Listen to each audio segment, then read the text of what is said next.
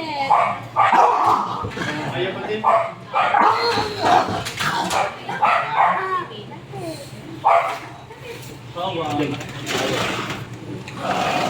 Tapang yan. Bakit?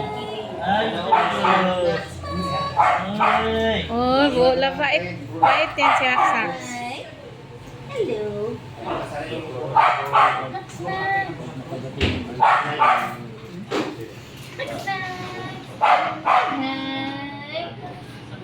Hello. Ang sapon mo eh. Sa ito point lang po tayo. Ano? Abo. Pagkamusta naman po siya?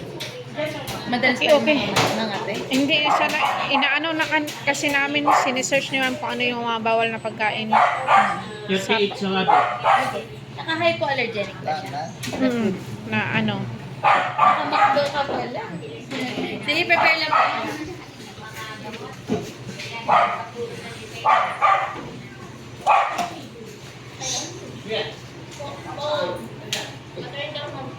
Huwag ka magalit, Max. Sumukha, Max.